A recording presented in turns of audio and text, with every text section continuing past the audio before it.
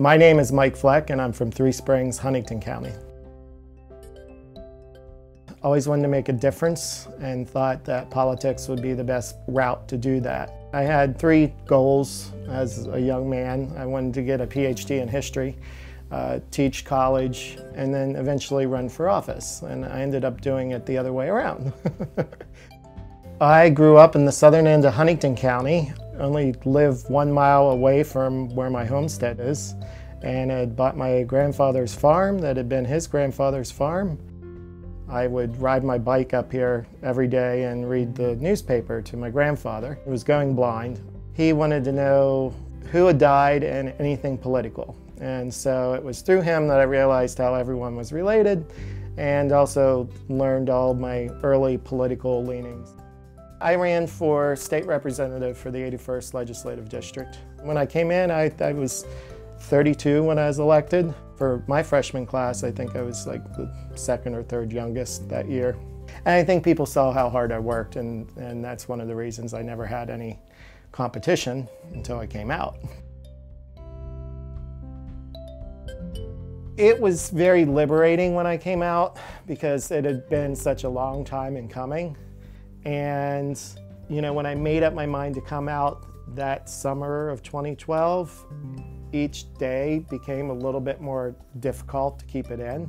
So that by the time I did come out, it was like, thank God that's over. I think it's different being gay in a rural area. You don't see any rainbow flags. People aren't, going to pride parades. They're not ashamed of who they are, but I think just rural folks there's a reason they want to live out in a rural area, and they're very independent, keep to themselves, and I have a lot of lesbian friends who are farmers that a lot of people never knew that they were even lesbians, Oh, that's the two girls down the street that, they've got that organic place, and it's like, yeah, and they've been together for 20 years.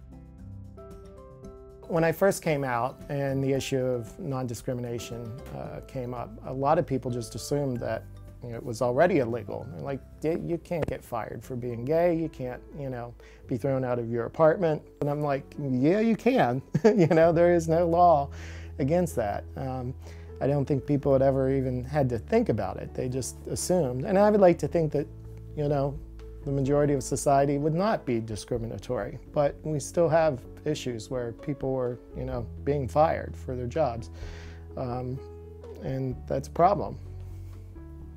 I don't think you'd lose any votes by doing this, which was how a lot of people felt. Oh, this isn't a big deal in my district. We don't have a gayborhood, and it's nothing that my constituents are coming in. Maybe because they don't have an office or a personality that an out person feels comfortable going and saying this is an issue here. It's like, no one's going to lose any votes over this. But there are people in your district that are being harmed and being discriminated against.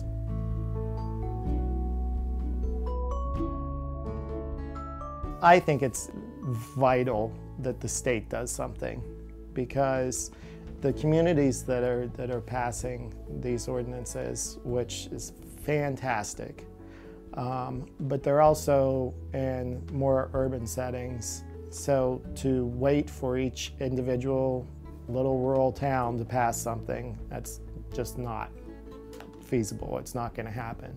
So it does have to happen at the state level. The non-discrimination issue dates back to one of the first terms that I was in office. It's now 11, 12 years later. I mean, it's time. It's time.